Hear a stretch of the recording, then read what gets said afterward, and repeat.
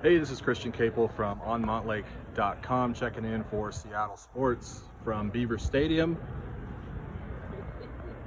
There were a lot more people here earlier. Announced attendance of over 110,000 for the second straight week here at Penn State. It was their whiteout game. They showed up early, they were loud, and they got to celebrate a dominant Penn State victory over Washington. 35-6 was the final. It was 28-0 at halftime. That was Washington's largest halftime deficit since they trailed 35-7 at Oregon in 2012, 12 years ago. It's been a long time since they got dominated like that in a half.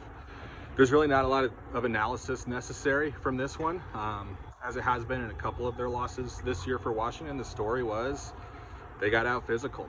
They got dominated in the trenches, and Penn State's defense is a lot nastier than even Indiana or Iowa, who kind of shut down Washington in games prior.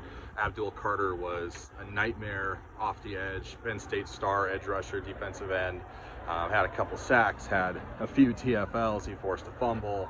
It seems like he was getting around Washington's tackles all night long, or at least until the fourth quarter when Penn State's backups got to play a little bit because the score was out of hand.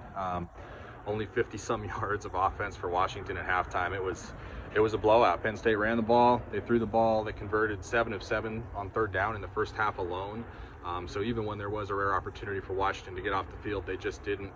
Damon Williams Jr. came in at quarterback to play the whole second half in place of Will Rogers. He made some things happen. He had a big run up the sideline in the second half. He drove them inside the 5-yard line a couple of times. They did have to settle for field goals on both those possessions.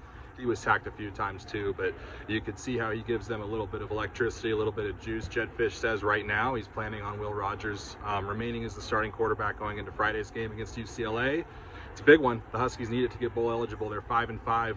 They're 3-4 in Big Ten play, and they play at #1 Oregon to end the season.